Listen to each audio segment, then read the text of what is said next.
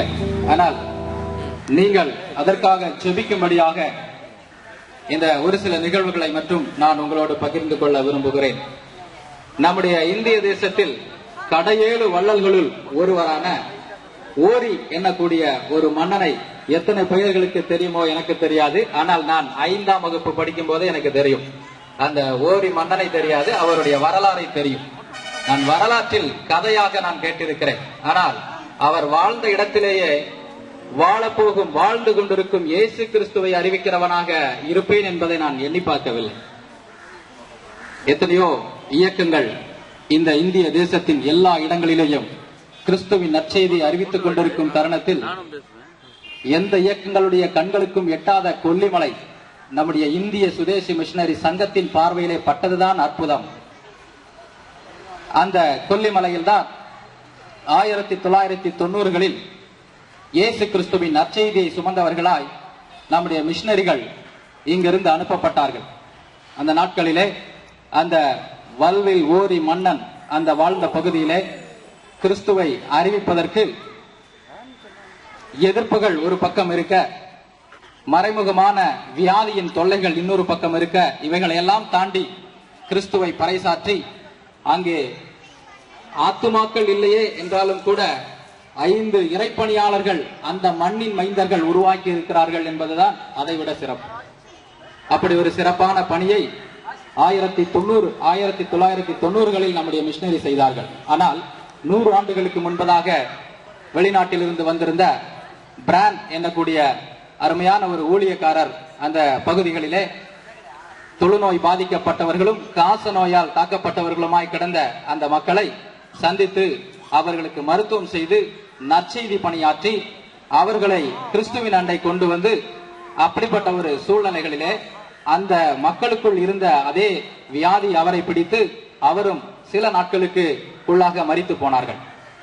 அதைத் தொடர்ந்து அவருடைய துணைவியார் ஈவ்லின் பிராண்ட் அம்மையார் அவர்கள் அந்த பணியை துவங்கினார்கள். துவங்கிய சில நாட்களுக்குள் அவர்களுக்கும் அந்த வியாதி வந்தது. அவர்களும் மரிக்கும் தருவாயில் தன்னுடைய 98 வயது வரையிலே அந்த கொல்லிமலையில் அந்த மலை மக்களோடு இருந்து இங்கிலாந்து தேசத்தை சேர்ந்த விவசாய பண்ணை குடும்பத்தின் முதலாளியின் பிள்ளைகளாகி அவர்கள் அதே கொல்லிமலை மண்ணிலே புதைக்கப்பட்டார்கள் என்பதுதான் அதிலும் மிக முக்கியமான நிகழ்வு. அவர்கள் மரிக்கும் பொழுது சொன்னார்கள், என் கையில் சில விதைகள், இது விளையுமோ விளையாதோ என்ற கண்ணீர் வரிகளோடு தனது வாழ்க்கையின் பயணத்தை முடித்தார்கள். காரணம் என்ன தெரியுமா? அவர்கள் மரணத்தில் அவ்வளவு மறைந்திருந்த நிகழ்வு என்ன என்று சொன்னால், அவர்களை ஒருவரும் ஏற்றுக்கொள்ளவில்லை. அந்த நாட்களிலேயே அவர்களால் உதவி பெற்றார்கள், நிலங்களை பெற்றார்கள், விவசாயத்தில் வளர்ந்தார்கள், வீடுகள் கட்டி கொடுக்கப்பட்டது, அதை மட்டும் வாங்கினார்கள். ஆனால் அவர்கள் வழங்கி கொண்டிருந்த இயேசு கிறிஸ்துவையோ அவர்கள் வாங்கிக் கொள்ளவில்லை. இப்படிப்பட்ட நிலையில்தான் அந்த கொல்லிமலையின் பணிகள் நடந்தேறி கொண்டிருக்கிறது. இப்படிப்பட்ட சூழ்நிலைகளில் 2000 ஆண்டுகளில், அதாவது 2000 ஆண்டில் ஒரு வாலிபர் கூடுகை அங்கே நம்முடைய இந்திய சுதேசி மிஷனரி சங்கத்தின் மூலமாக நடைபெற்றது. அந்த விழாவுக்கு ஒரு வாலிபனாக அழைக்கப்பட்டிருந்தேன். இங்கே கூடியிருக்கிற பல வாலிபர்கள் உண்டு. இப்படிப்பட்ட ஒரு கூடுகை தான் அங்கே நடைபெற்றது. அந்த வாலிபர் கூடுகையில் நான் ஒரு வாலிபனாக அழைக்கப்பட்டிருந்தேன். அந்த கூடுகையிலே நான் பார்த்த பல நிகழ்வுகள். சற்று நேரத்துக்கு முன்பதாக ஒரு சிறிய நெருப்பு துளியை நம்முடைய GS அம்மா அவர்கள் கொளுத்தி விட்டார்கள். ஆனால் இன்று கொழுந்து விட்டு எரிகிறது. இந்த வெளிச்சத்தை நம்முடைய கண்களுக்கு முன்பதாக பார்க்கிறோம். இந்த வெளிச்சத்தின் அண்டை நாம் நெருங்குகிறோம். அப்படி ஒரு நெருப்பு துளிதான் நம்முடைய இந்திய சுதேசி மிஷனரி சங்கத்தால் நடத்தப்பட்ட வாலிபர் முகாமில் எனக்குள் கொளுத்தப்பட்டது. அந்த 2000 ஆண்டிலேதான் நான் அந்த இறைப்பணிக்காக என்னை ஒப்புக் கொடுத்தேன். அப்பொழுது நான் இந்திய சுதேசி மிஷனரி சங்கம் அலுவலகத்தில் வந்து என்னை இன்டர்வியூ எடுக்கும் பொழுது, குறைந்த சம்பளம், காடு மலை நிறைந்த இடம், பணி செய்ய போவாயா என்று நம்முடைய பாஸ்கரன் அங்கிள் அவர்கள் என்னை கேட்டார்கள். அப்பொழுது என்னுடைய கண்களுக்கு முன்பதாக அந்த குறைந்த சம்பளம் என்பதே இல்லவே இல்லை. என்னுடைய கண்களுக்கு தெரிந்ததெல்லாம் அழியும் அந்த ஆத்துமாக்கள், கலாச்சாரத்தில் கைதியாய் கிடக்கும் அந்த மலைவாசி மக்கள் மட்டுமே. எங்கேயோ இருந்து வந்த, இங்கிலாந்து தேசத்திலிருந்து வந்து இந்திய மக்களுக்காய் தன் உயிரையே ஈந்த பொழுது இந்திய மண்ணிலே பிறந்து ஒரு தமிழனாய் இருக்கிற எனக்கு நம் தமிழ் மண்ணிலே அழியக்கூடிய ஆத்துமாக்களை குறித்ததான அக்கறை இல்லை என்று சொன்னால் அதைவிட பரிதாபம் எதுவுமே கிடையாது. ஆகவே தான் சம்பளம் எனது கண்களுக்கு முன்பதாக தெரியவில்லை. நான் புறப்பட்டேன். எனது தந்தை என்னுடைய சொந்த ஊரில் இருந்து என்னை கொண்டு வந்து என்னுடைய பொறுப்பாளர் கையிலே ஒப்பு கொடுத்து போனார். அந்த நாட்களிலே 100-150 வாலிபர்களோடு அந்த மலையில் 5 நாட்கள் கொண்டாடிய எனக்கு ஒரு வேதனை ஏற்பட்டது. ஏனென்று சொன்னால், நான் தனி மனிதனாக நான் ஒரு கிராமத்திற்குள் நுழைகிறேன். எனக்கு இயேசுவை மட்டும்தான் தெரியும். அந்த கிராமத்தில் யாரையும் தெரியாது. அவரை குறித்து பிரசங்கிக்க தெரியும், பேச தெரியும். ஆனால் அந்த மக்களுடைய மனநிலை, அவர்களுடைய எண்ணங்கள், சூழ்நிலைகள் என்ன என்று எனக்கு தெரியாது. இப்படிப்பட்ட நிலையிலே இயேசு கிறிஸ்துவை அறிவிப்பதற்காக நான் 2000 ஆண்டின் அந்த கடைசி மாதத்திலே நான் பயணித்தேன். என்னுடைய முதல் கிறிஸ்துமஸே என்னுடைய அந்த கொல்லிமலையில் தான் நடந்தது. அதை அங்கேதான் நான் கொண்டாடினேன். கிறிஸ்துமஸ்னா என்னன்னே தெரியாது. எல்லா நாளும் ஒரே நாளாக இருக்கும். கொல்லிமலை மக்களிடத்திலே கேட்டால் சொல்லுவார்கள், ஒரு நாளைக்கு 24 மணி நேரம் எங்களுக்கு போதாது. ஏனென்றால் நாங்கள் உழைக்க வேண்டும், பணத்தை பெருக்க வேண்டும், வாழ வேண்டும், உல்லாசமாக வாழ வேண்டும், மன விருப்பத்தின்படி வாழ வேண்டும் என்று இன்றும் சொல்லுவார்கள். 24 மணி நேரம் எங்களுக்கு போதாது என்று சொல்லக்கூடிய கூட்டத்தின் மத்தியிலே, கடுமையாய் உழைக்கும் அந்த மனிதர் கூட்டத்தின் மத்தியிலே நாங்கள் பணி செய்ய ஆரம்பித்தோம். எங்கள் கண்களுக்கு முன்பதாக எல்லாம் அங்கிருந்த கடும் குளிரும், அதற்கு முன்பதாக அந்த குளிரிலே மரித்து போன நம்முடைய மிஷனரி குடும்பங்களும் தான் எங்களுக்கு தெரிந்தது. ஆனாலும் அதை மனதில் கொண்டு கிறிஸ்துவின் பலத்தோடு, உங்களை போன்றவர்களுடைய ஜெபத்தோடு, எங்கள் சங்கத்திலே அந்த நாட்களில் எங்களுக்கு கொடுக்கப்பட்ட உற்சாகத்தோடு, அந்த பலத்தோடு நாங்கள் நின்று பணி செய்ய கடவுள் எங்களுக்கு கிருபை செய்தார். அதன் வாயிலாக அநேகரை நாங்கள் சந்தித்தோம். அநேகருக்கு கிறிஸ்துவை அறிவித்தோம், ஏற்றுக்கொண்டார்கள். இயேசு கிறிஸ்து நல்லவர், சரிதான், எங்கள் தெய்வமும் நல்லவர் தான் என்கிற பதிலோடு இயேசு கிறிஸ்துவை அறிவித்தோம். இயேசுவும் எங்களுக்கு தேவை, எங்கள் தெய்வமும் எங்களுக்கு தேவை, அதை விட்டால் அது எங்களை கொன்றுவிடும் என்பதுதான் அவர்களுடைய நம்பிக்கை. இப்படிப்பட்ட சூழ்நிலைகளிலே இயேசு கிறிஸ்துவை அறிவித்துக் கொண்டிருக்கும் நாட்களிலே தான் கடுமையான குளிரில் சாதாரண பல்வலிக்கு கூட மருந்து மாத்திரை இல்லாமல் ஒரு மிஷனரியினுடைய துணைவியார் இறந்து போனார்கள்.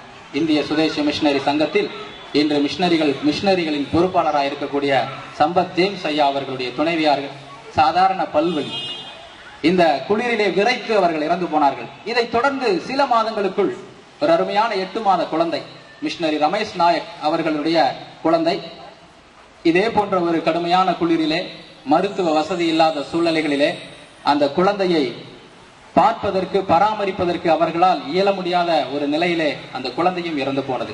இத்தனை தியாகங்களும் செய்து அந்த மலையிலே இந்திய சுதேச மிஷனரி சங்கம் பணியாற்றுவதற்கு காரணம் என்ன? அழியும் ஆத்துமாக்கள் ஆண்டவர் அண்டை வர வேண்டும் என்கிற ஒரே நோக்கத்தோடு தான். இப்படிப்பட்ட ஒரு சூழ்நிலைகளிலே கொல்லிமலையில் நடக்கும் பணிகளுக்காக ஜெபிக்கிற, தாங்குகிற உங்களுக்கு இந்த மேடையிலே நான் நன்றிகளை கூறுகிறேன். தொடர்ந்து இவர்களுக்காக ஜெபிக்கவும் உங்களிடத்திலே நான் கேட்டுக்கொள்கிறேன். நானும் எனது துணைவியாரும் கடந்த 3 ஆண்டுகளாக, நான் 13 ஆண்டுகளாக அந்த மலையில் பல்வேறு பகுதிகளிலே பணியாற்றி இருக்கிறேன். குறிப்பாக நான் சொல்ல வேண்டும் என்று சொன்னால், ஒத்தக்கடை, இன்றும் அரிப்பலாப்பட்டி, செம்மேடு ஆகிய பகுதிகளெல்லாம் தங்கி நாங்கள் பணி செய்திருக்கிறோம். ஒவ்வொரு கிராமமும் ஒவ்வொரு அமைப்பிலே இருக்கும். ஒட்டுமொத்த கிராமமும் ஒரே குடும்பத்தை சார்ந்தவர்கள். இன்று நாம் இயேசு கிறிஸ்துவை ஏற்றுக்கொண்டு சுதந்திரமாக இந்த சென்னை பட்டணத்திலே, நம்முடைய தமிழ்நாட்டிலே, இந்தியாவிலே, உலகத்திலே சுதந்திரமாக இருக்கிறோம். யார் வேண்டுமானாலும் இயேசு கிறிஸ்துவை ஏற்றுக்கொள்ளலாம், எவரும் தடை செய்ய முடியாது. ஆனால் கொல்லிமலையில் ஒருவர் இயேசு கிறிஸ்துவை அறிய வேண்டும் என்று சொன்னால் அந்த கிராமத்தில் இருக்கக்கூடிய தலைவர்கள், அவர்களை சார்ந்த முக்கியஸ்தர்கள் எல்லாம் ஒத்துக்கொண்டால் மட்டுமே தான் அவர்கள் ஏற்றுக்கொள்ள முடியும். இயேசுவை வணங்குங்கள், பரவாயில்லை, ஆனால் நம்முடைய தெய்வத்தை விட்டுவிடாதீர்கள் என்று மீண்டும் மீண்டும் அவர்களை சொல்லிக் கொள்வார்கள். இப்படிப்பட்ட ஒரு நிலையிலே இன்றைய விசுவாசிகளுடைய நிலை என்று பார்த்தீர்கள் சொன்னால், கிராம மக்களால் மறைமுகமாக விரட்டி அடிக்கப்படுகிறார்கள். அந்த மலையிலே விளையக்கூடிய அபூர்வமான விலை உயர்ந்த நல்ல பொருட்களை எல்லாம் அவர்கள் சுரண்டி கொண்டு விசுவாசிகளை விரட்டி எடுக்கக்கூடிய நிலைகள் காணப்படுகிறது. இன்று இருக்கக்கூடிய விசுவாசிகள் எல்லாருமே அந்த ஊரின் கட்டுப்பாட்டில் தான் இருக்கிறார்கள். 12ஆம் வகுப்பு வரையிலும் நம்முடைய திருப்பத்தூர் ஆசிரமத்திலேயே ஒரு மாணவன் படித்தான். தான் எப்பொழுது பிறந்தானோ, பிறந்த ஒரு 3 ஆண்டுகளுக்கு பின்பதாக ஆசிரமத்திலேயே படித்தான். அவனுக்கு அருமையான அப்பா அம்மா இருக்கிறாங்க. அவன் தம்பியும் அங்கதான் படிச்சான். காரணம் என்ன தெரியுமா? அந்த கிராமத்து மக்கள் அவர்கள் கிறிஸ்துவை ஏற்றுக்கொண்டது நிமித்தம் புறக்கணிக்கப்பட்டார்கள். அந்த பள்ளியிலே சேர்ப்பதற்கு கூட அவர்களுக்கு அனுமதி இல்லாத ஒரு சூழ்நிலை. இப்படிப்பட்ட நிலையிலே ஒருவேளை அரசு என்ன செய்கிறது என்று கூட நாம் யோசிக்கலாம். அது அப்பாற்பட்ட விஷயம். எத்தனை அரசுகள் எத்தனை சட்டங்கள் இயற்றினாலும் அந்த மக்களுக்குள் அவர்கள் வைத்திருக்கிற சட்டங்கள் மட்டுமே தான் செல்லும். இப்படிப்பட்ட ஒரு கொடூரமான ஒரு நிலையில்தான் இந்த கொல்லிமலையில் நம்முடைய இந்திய மிஷனரி சங்கத்தின் பணிகள் துவங்குகிறது. 14 பஞ்சாயத்துகள் இருக்கிறது.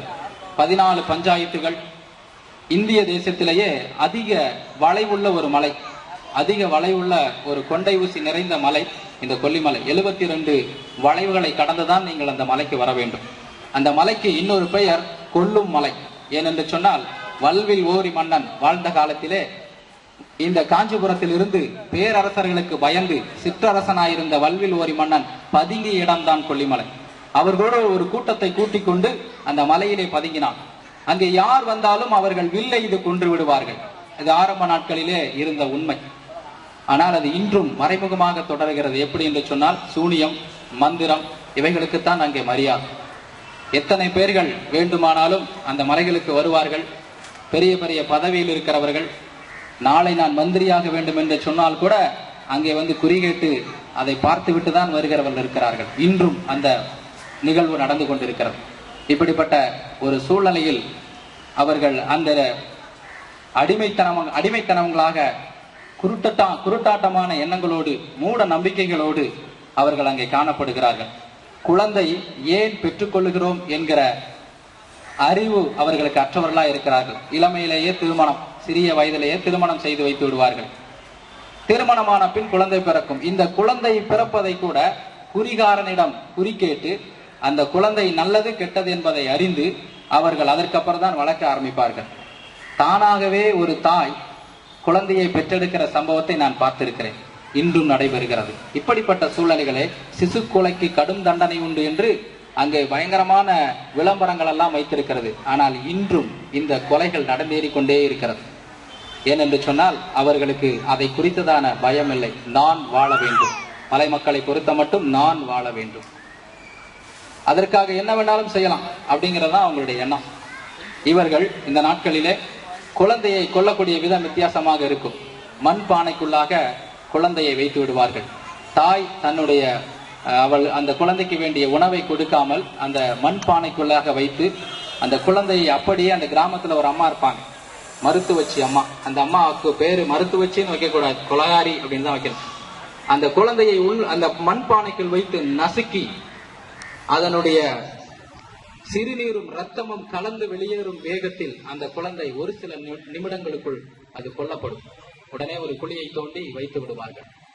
கடந்த ஒரு சில ஆண்டுகளுக்கு முன்பதாக ஒரு தாயார் காலையிலேயே அவர்கள் வீட்டு வாசலில் நடந்த ஒரு சம்பவத்தை பார்த்து மயங்கி விழுந்தார்கள். ஏன் மயங்கி விழுந்தார்கள் என்பது பலருக்கும் தெரியவில்லை. என்ன நடந்தது என்று தெரியவில்லை. அதிகாலை நேரத்தில் மயங்கி விழுந்த சம்பவம் ஏன் தெரியவில்லை. அந்த அம்மா மயக்கம் தெளிஞ்சதுக்கு அப்புறம் அவங்க குப்பையை கூட்டி வச்ச ஒரு இடத்துல ஒரு குழந்தையின் கை இருந்தது, கை துண்டு இருந்தது. இந்த கை துண்டு எங்கிருந்து வந்தது? தவறாக பிறக்கப்பட்ட குழந்தை ஏதோ வழித்தடத்தில் புதைக்கப்பட்டது. அந்த கிராமத்தில் உள்ள நாய்கள் எல்லாம் அந்த குழந்தையின் உடலை குதறி அது வீதியிலே வந்து கிடந்தது. இதை கேட்பதற்கு யாரும் இல்லை, இதை கேட்கவும் முடியாது. இப்படிப்பட்ட கொடூரமான மனநிலையோடு வாழ்ந்து கொண்டிருக்கிறார்கள். இந்த கொடூரம் அவர்களுக்குள் நிலைத்துக் கொண்டே இருக்கிறது. கல்வி அறிவில் 50% மேல் வந்துவிட்டார்கள். ஆனாலும் கூட அந்த பழக்கத்திலிருந்து அவர்கள் இன்னும் மாறவே இல்லை. இவர்கள் மத்தியில் தான் இயேசு கிறிஸ்துவை அறிவிக்கும் சவால் நம்முடைய இந்திய சுதேசி மிஷனரி சங்கத்தாகிய நமக்கு கொடுக்கப்பட்டிருக்கிறது. அதைத்தான் நான் இங்கே உங்கள் மத்தியிலே சொல்லிக்கொள்ள விரும்புகிறேன். இந்த சவால் நிறைந்த பகுதிகளிலே எப்படியெல்லாம் இயேசுவை குறித்து சொல்லி சாதிக்க முடியும் என்கிற கோணத்திலே இந்த நாட்களிலே நாங்கள் 4 மிஷனரிகள் இருக்கிறோம். அந்த கொல்லிமலையிலே முதலில் வெளிநாட்டவரால் கட்டப்பட்டது ஒரு ஆலயம். இன்றைய கன்னியாகுமரியினுடைய பேராயரும் நம்முடைய மாமன்ற தலைவருமாகிய பிஷப் ஐயா அவர்கள் வந்து 2வது ஆலயத்தை திறந்தார்கள். அது நம்முடைய NMS இந்திய சுதேசி மிஷனரி சங்கத்தின் ஆலயம். 2வது ஆலயம் கட்டப்பட்டது. இதுபோன்று இன்னும் 3 ஆலயங்கள், ஆக 4 ஆலயங்கள், 4 பணிக்களங்கள், 4 விதமான பணிகளை செய்து கொண்டிருக்கிறோம். இந்த நாட்களிலே 21ஆம் நூற்றாண்டில் அடியெடுத்து வைத்திருக்கிறோம். நாம் எத்தனையோ நிகழ்வுகளை, முன்னேற்றங்களை பார்த்து கொண்டிருக்கிறோம். ஆனால் அவர்கள் இன்னும் 10 நூற்றாண்டுகள் பின்தங்கிதான் கிடக்கிறார்கள். நாகரிகத்தில், வளர்ச்சியில், வார்த்தையில், அவர்களுடைய நடைமுறையில், எல்லாவற்றிலேயுமே. ஆனால் அவர்களிடத்துல இந்த காலகட்டத்திற்கு ஏற்றாற் போல அவர்களுக்கு இயேசு கிறிஸ்துவை அறிவிக்க வேண்டும் என்கிற நோக்கத்தோடு ஒவ்வொரு பணிக்களத்திலும் நாங்கள் கிறிஸ்துவை மட்டும் அறிவிப்பதோடு அல்லாமல் அவர்களுக்கு தேவையான சேவைகளையும் நாங்கள் சேர்த்து செய்து கொண்டிருக்கிறோம். என்னுடைய பணித்தளத்திலே கணினி பயிற்சியை நடத்துகிறோம். இன்னொரு ஒத்தக்கடை என்கிற பணிக்களத்திலே மருத்துவ மையம் அங்கே நடத்தி வருகிறோம். இன்னொரு இடங்களிலே அரிப்பலாப்பட்டி என்கிற பணிக்களத்தில நாங்கள் தையல் பயிற்சி நடத்துகிறோம். இரவு விடுதிகள் நடத்தப்படுகிறோம். இவைகளை எல்லாம் தாண்டி இன்று என்ன நடக்கிறது என்று சொன்னால், எதிர் மதத்தவர்களால், வேறு ஒரு இயக்கத்தவர்களால் அந்த கொல்லிமலையிலே நாம் எதையெல்லாம் செய்கிறோமோ அதையெல்லாம் அவர்களும் செய்ய இன்று ஆட்களை அமைத்து விட்டார்கள். ஒரு குறிப்பிட்ட இயக்கத்திலிருந்து 12ஆம் வகுப்பு 10ஆம் வகுப்பு படித்த மாணவர்களுக்கெல்லாம் நாங்கள் எப்படி மிஷனரிகளாக இருக்கிறோமோ அவர்கள் சொந்த ஊரிலேயே அந்த பணியை செய்யும்படி எங்களுக்கு எதிராக கூட்டங்கள் கூடி செய்து கொண்டிருக்கிறது. கடந்த 2 மாதத்திற்கு முன்பதாக நம்முடைய தீபிகை பத்திரிகையை நீங்கள் பார்த்திருப்பீர்கள், வாசித்திருப்பீர்கள், செபித்திருப்பீர்கள் என்று நான் நம்புகிறேன். ஒரு ஆலயம்